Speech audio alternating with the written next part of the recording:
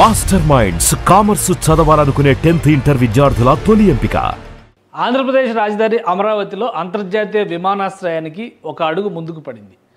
Amaravati international airport ఎక్కడ ఏర్పాటు చేయాలనే అంశంపైన కొంత క్లారిటీ వచ్చినట్టుగా కనిపిస్తుంది. ప్రధానంగా టెక్నికల్ ఎకనామిక్ ఫీజిబిలిటీ సర్వేలు జరుగుతున్నాయి. కాంట్రాక్ట్ సంస్థలకు సంబంధించి దీనికి వర్క్ కూడా అలాట్మెంట్ జరిగింది.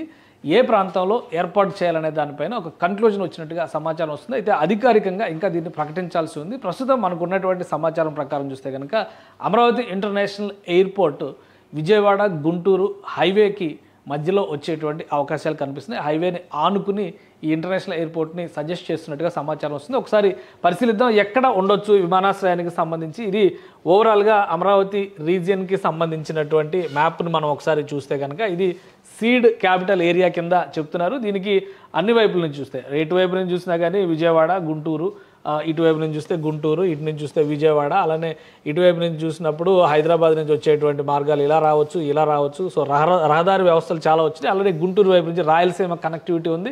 ఇక ఇటు నేరుగా విశాఖపట్నానికి వెళ్ళేటువంటి మార్గం ఉంటుంది.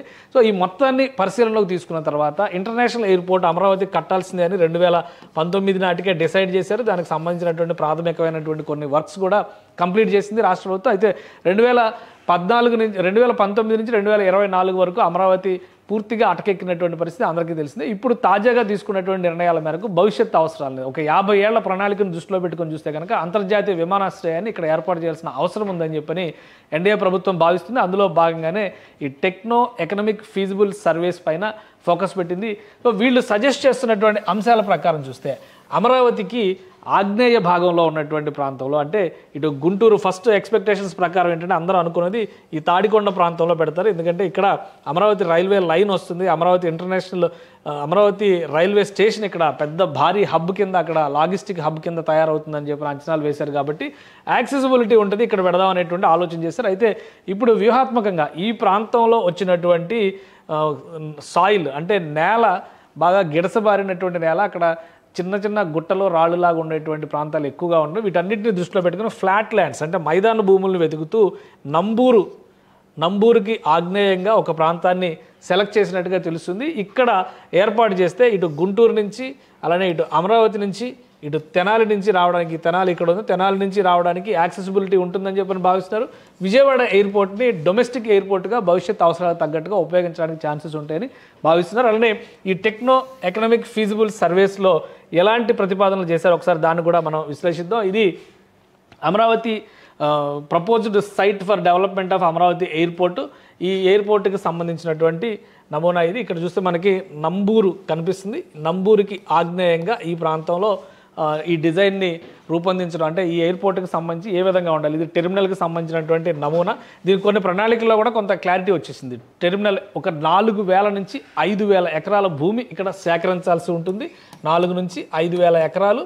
అలానే ఈ భూమి సేకరణ అంటే ఇన్ని ఎకరాలు మనం ల్యాండ్ పూలింగ్ సిస్టంలో వెళ్తే కనుక 5000 ఎకరాలు అంటే దాదాపు 25,000 ఎకరాలు సేకరించాల్సిన అవసరం ఉంటుందని చెప్పని రాష్ట్ర ప్రభుత్వం చెప్పింది. ల్యాండ్ పూలింగ్లో ల్యాండ్ ఓనర్స్కి కూడా బాగా ఉంటుంది. డెవలప్ చేసిన తర్వాత ల్యాండ్ ఓనర్స్కి ప్రత్యేకంగా ల్యాండ్ అలాట్మెంట్ చేయాల్సినటువంటి అవసరం ఉంటుంది. కాబట్టి 25,000 ఎకరాలు అయితే పూలింగ్ ద్వారా తీసుకుంటే, అదే భూసేకరణ ద్వారా ల్యాండ్ ఎక్విజిషన్ ద్వారా తీసుకుంటే కనుక అంత అవసరం ఉండకపోవచ్చు.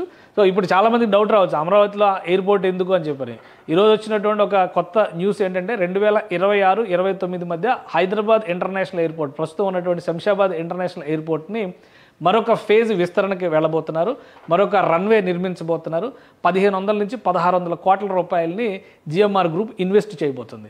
ఆల్రెడీ 2,94,00,000 మంది ప్రయాణికుల్ని ప్రయాణం సంవత్సరానికి 2,94,00,000 మంది ప్రయాణికుల్ని ప్రస్తుతం హైదరాబాద్ ఇంటర్నేషనల్ ఎయిర్పోర్ట్ హ్యాండిల్ చేస్తుంది.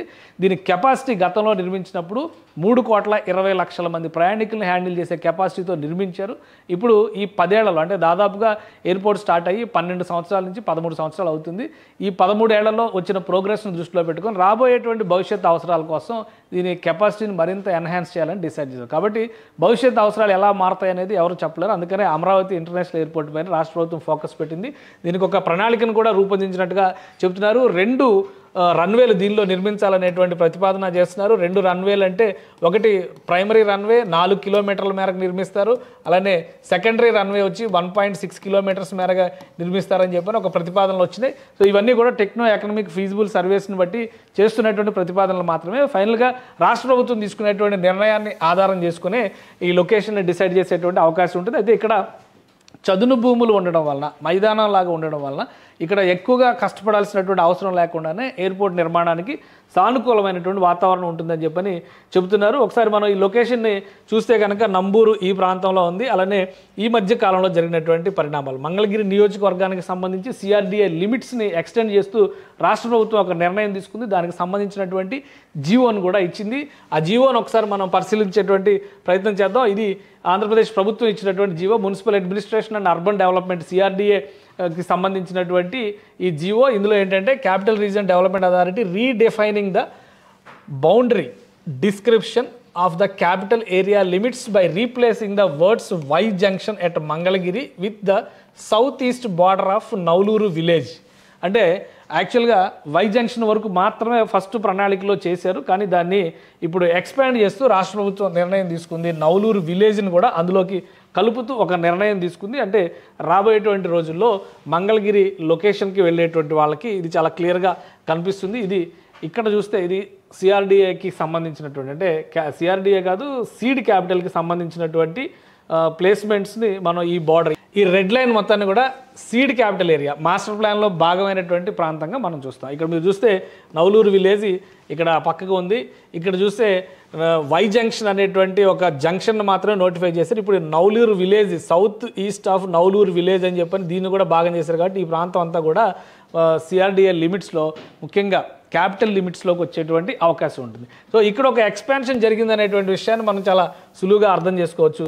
ఈ ఎక్స్పాన్షన్కి కొనసాగింపుగా ఇక్కడ ప్రాంతాన్ని చూస్తే కనుక ఈ నౌలూరు కావచ్చు, ఇటు అమరావతికి సంబంధించినటువంటి క్యాపిటల్ ఏరియా కావచ్చు, చినకాకాని, కాజా, ఈ ఏరియాలన్నింటినీ మనం కొంచెం దాటుకుని ముందుకు వస్తే కనుక నంబూరు విలేజ్ కనిపిస్తుంది. ఈ నంబూరుకి కొద్దిగా దూరంలో, అంటే నంబూరుకి కొద్దిగా దూరంలో ఈ ప్రాంతాన్ని గొల్లమోద అనేటువంటి ప్రాంతాన్ని ప్రస్తుతానికి ప్రాథమికంగా వీళ్ళు ఒక డిజైన్, అంటే ఇక్కడి నుంచి డెవలప్ చేస్తే కనుక అమరావతికి ఎయిర్పోర్ట్కి అనుకూలమైనటువంటి భూములు ఉన్నాయనేటువంటి ఒక క్లారిటీ ఇచ్చారు. దీని యాక్సెసిబిలిటీ కూడా గుంటూరుకి, అటు విజయవాడకి, వీటన్నిటికి కూడా ఈక్వల్గా ఉంటుంది. అలానే ఈ ప్రాంతాన్ని విజయవాడ గన్నవరం ఎయిర్పోర్ట్, విజయవాడ అంటే విజయవాడలో ఉంటుంది, గన్నవరం ఎయిర్పోర్ట్ విజయవాడకి దాదాపు 25 కిలోమీటర్ల దూరంలో ఉంటుంది. కాబట్టి గన్నవరం నుంచి నంబూరుకి మనం డిస్టెన్స్ చూస్తే కనుక నంబూరు విలేజ్కి చూస్తేనే దాదాపు 43 కిలోమీటర్ల డిస్టెన్స్ వస్తుంది.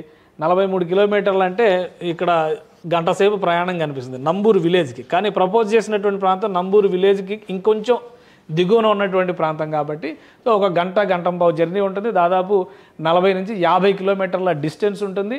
ఇది డొమెస్టిక్ ఎయిర్పోర్ట్గా గన్నవరం ఎయిర్పోర్ట్ మారినా కానీ భవిష్యత్ అవసరాలకి అంతర్జాతీయ విమానాశ్రయంగా ఇక్కడ ఏర్పాటు చేయబోయేటువంటి కొత్త అమరావతి ఇంటర్నేషనల్ ఎయిర్పోర్ట్ సర్వీసెస్ ఇస్తుందని చెప్పని అందరూ భావిస్తున్నారు.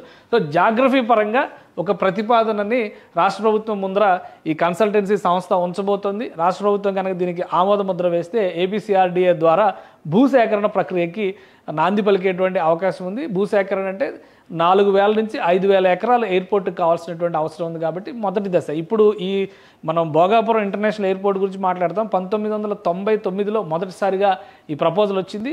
అప్పటి నుంచి దశల వారీగా భూసేకరణ ఈ ప్రక్రియలన్నీ జరిగి ఇప్పుడు కన్స్ట్రక్షన్లో కంప్లీట్ అవ్వడానికి 2026లో అక్కడ విమానం ఎగురుతుంది అనేటువంటి ఒక అంచనా వచ్చింది. కాబట్టి అమరావతి ఇంటర్నేషనల్ ఎయిర్పోర్ట్కి ఈ రోజు ప్రతిపాదనలు చేస్తే వచ్చే సంవత్సరం ఓపెన్ అవుతుందని చెప్పి అనుకోవడానికి అవకాశం లేదు. ఈ డెవలప్మెంట్కి సంబంధించి కనీసం 10 నుంచి 15 సంవత్సరాలు పట్టేటువంటి ఛాన్సెస్ ఉండొచ్చు.